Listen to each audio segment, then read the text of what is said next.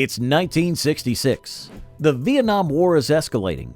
The Black Panthers have formed, and the first episode of Star Trek just aired. Meanwhile, the airwaves were filled with revolutionary sounds that would change music forever. Today, we're diving into some of the most impactful songs of a year that defined our generation. Summer in the City by the Lovin Spoonful, who burst onto the music scene in 1965. In the summer, in the city, in the summer, in the city.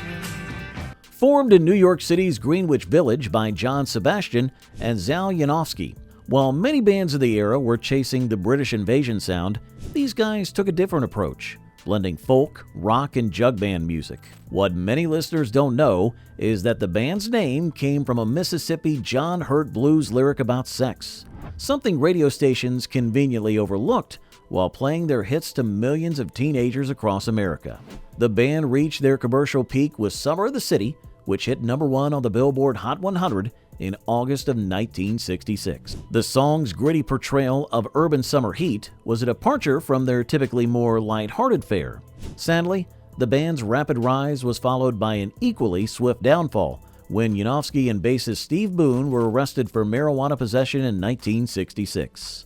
Yanofsky, facing deportation to Canada, identified his dealer to police, an act that alienated the band from the counterculture movement they had helped define.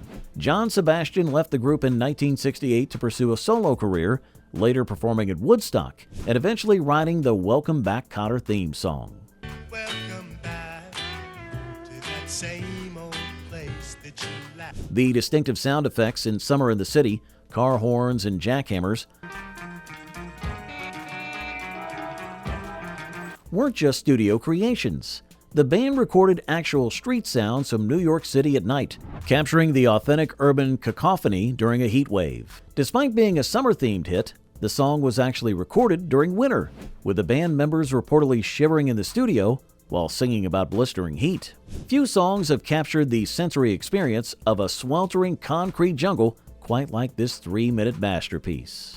These Boots Are Made for Walking by Nancy Sinatra,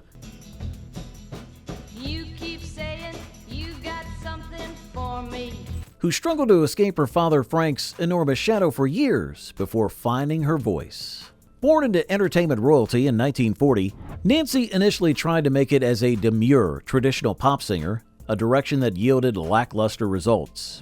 It wasn't until she teamed up with songwriter Lee Hazelwood and adopted a tougher, sexier image that she finally broke through. Hazelwood reportedly told her to sing the song like a 16-year-old girl who goes with truckers. This provocative direction raised eyebrows, especially from her father, who initially had reservations about her new image. This song became an instant feminist anthem during a time when the women's liberation movement was gaining momentum. Nancy, now 84, has remained active in the industry over decades, with her music experiencing several revivals. Her collaboration with Hazelwood produced numerous other hits, including Sugartown and Some Velvet Morning. In the early 2000s, a new generation discovered her when she collaborated with Morrissey and appeared on Quentin Tarantino's Kill Bill Volume 1 soundtrack. Throughout her career, she's navigated the complex legacy of the Sinatra name while carving out a musical identity entirely her own, something her famous father came to respect deeply. The iconic bass line for These Boots was played by Carol Kay, one of the few female session musicians in the male-dominated Wrecking Crew studio collective. When recording, the bass was deliberately turned down to create that distinctive, almost threatening rumble that opens the song. While filming the music video, Nancy performed the famous Boots dance in actual spaghetti western locations, wearing $400 custom boots, a small fortune in 1966. This song has since been covered over 500 times and remains one of the most recognizable bass lines in popular music history. Before we continue, if you're enjoying this trip back to 1966, hit that like button right now. Share your memories of these songs in the comments below. Did you hear them on the radio when they first came out? What memories did they bring back? Subscribe to our channel for more deep dives into the music that shaped our generation. And share this video with friends who appreciate real music with substance. 96 Tears by and the Mysterians,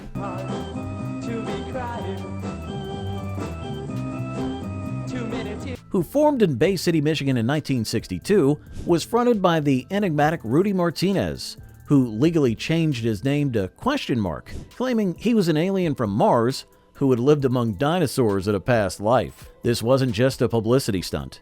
Martinez maintained this bizarre backstory throughout his career with unwavering conviction. The band's name came from a Japanese science fiction film, reflecting their unusual aesthetic during an era when most bands were trying to look like the Beatles or the Rolling Stones. They were one of the first Latino rock groups to have a major hit, though this fact was often overlooked in music history. Their signature song, 96 Tears, was initially self-released on a small local label before being picked up by Cameo Parkway Records and climbing to number 1 in October of 1966. The song's instantly recognizable organ riff, played on a Vox Continental, helped to establish garage rock as a legitimate genre and influenced countless punk bands that followed. The group disbanded in 1969, but reformed in the 1990s, maintaining a cult following. However, tragedy struck in 1995 when a house fire destroyed all of Martinez's possessions, including master tapes and memorabilia. Despite these setbacks, the band has continued performing, with Martinez still occasionally claiming extraterrestrial origins at the age of 79. 96 Tears was recorded in the living room of the band's manager's brother for a mere $50. The iconic organ was purchased from a local furniture store that sold musical instruments on the side. Perhaps most interesting is the title's origin. It was originally supposed to be 69 Tears with obvious sexual connotations, but Martinez changed it to 96 Tears to avoid radio censorship while maintaining the song's rebellious undertone. This subtle subversion slipped past radio censors, allowing the provocative sentiment to reach millions of young listeners across America without triggering parental outrage. Last Train to Clarksville by the Monkees, who were manufactured explicitly for television, assembled through auditions for a sitcom about a fictional band.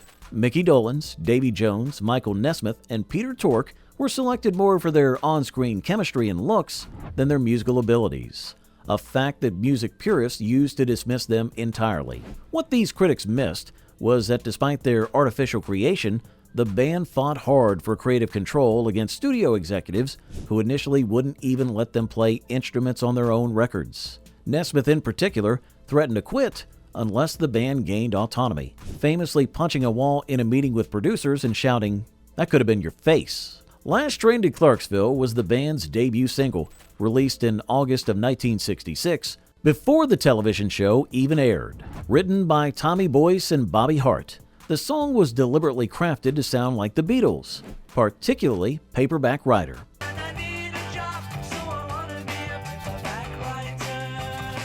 With its catchy melody and tight harmonies, it shot to number 1 despite the band having minimal involvement in its recording.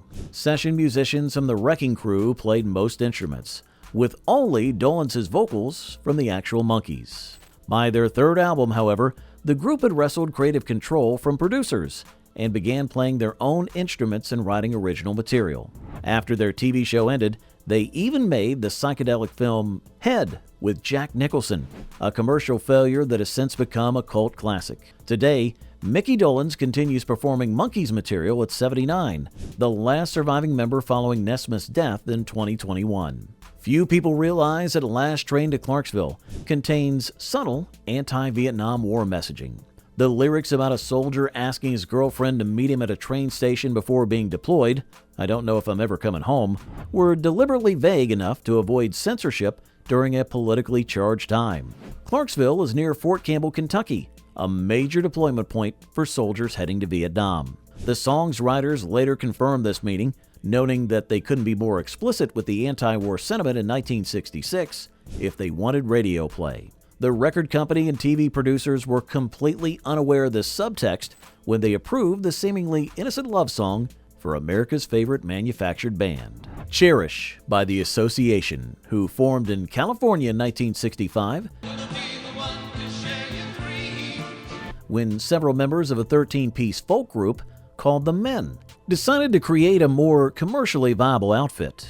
The band quickly distinguished themselves with an unusually complex vocal arrangement featuring 6-part harmonies, an ambitious approach that required significant rehearsal time compared to other pop groups of the era. Despite their polished image, the band had a complicated relationship with a burgeoning counterculture. They opened the legendary Monterey Pop Festival in 1967, but found out a place among more psychedelic acts like Jefferson Airplane and the Grateful Dead. Some band members were uncomfortable with their square reputation, while others embraced their position as the clean-cut alternative to acid rock. Cherish was written by band member Terry Kirkman in about a half hour, but took over 50 hours to record, an almost unheard-of amount of studio time in 1966. Producer Kurt Botcher was a perfectionist who demanded multiple takes to achieve the song's lush, layered sounds. The result was a #1 hit that sold over 1 million copies and became a wedding staple for decades. The band continued to produce hits like Windy and Never My Love, but struggled as musical taste shifted toward harder rock in the late 1960s. Various incarnations of the association have toured over the years, though with diminishing returns. Original member Jim Yester still occasionally performs with tribute versions of the group, keeping their harmonic legacy alive well into his 80s. Recording engineers initially told the band that their arrangement for Cherish was impossible to record with the technology available in 1966. The song's complex structure required more tracks than standard recording equipment could handle at the time. To solve this problem, they used a technique called sound on sound, recording parts of the song, then playing it back while recording additional elements, gradually building up layers. This risky process meant any mistake in later recordings would require starting over completely. The word Cherish itself caused problems with the band's record label, as executives worried it sounded too similar to Caress and might be considered too suggestive. The label actually requested the band change the title before relenting when they couldn't find a suitable alternative. As these iconic songs from 1966 remind us, music has the power to capture moments in time. Whether you were dancing to these hits when they first played on AM radio or discovering them decades later, their impact on music history is undeniable. If you enjoyed this musical journey, support our channel by subscribing, liking, and sharing with friends who appreciate the sounds that shaped a generation. Until next time, keep those records spinning and the memories flowing.